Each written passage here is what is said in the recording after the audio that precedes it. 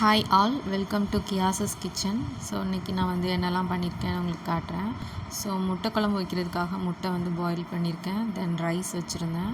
தென் அன்றைக்கி அரைச்ச ஆப்பமாவை வச்சு காலையில் ஆப்பம் சுடுறதுக்கு ரெடி பண்ணியிருக்கேன். ஸோ இதான் என்னோடய ஹஸ்பண்ட்க்கும் பேக் பண்ணி கொடுத்தேன் ரைஸு.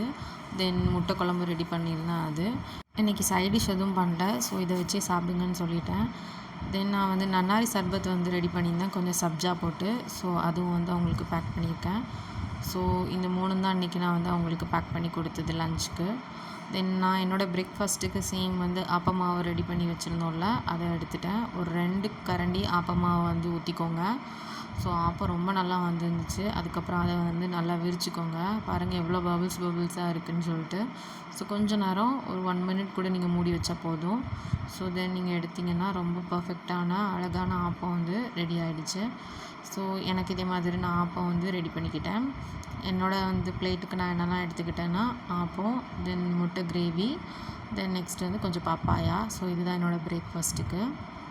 தென் ஆஃப்டர்நூன் என்ன ஆச்சு அப்படின்னா, நான் வீடியோ எடுக்கிறேன்னு சொல்லிட்டு ஆன் பண்ண மறந்து போய் சாப்பிட ஆரம்பிச்சிட்டேன். ஸோ அதுவும் போச்சு.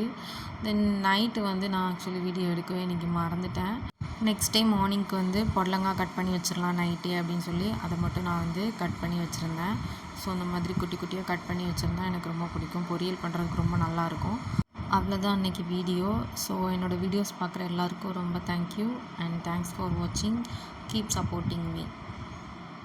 எல்லோரும் சப்ஸ்கிரைப் பண்ணுங்கள். தேங்க்யூ ஃபார் வாட்சிங்.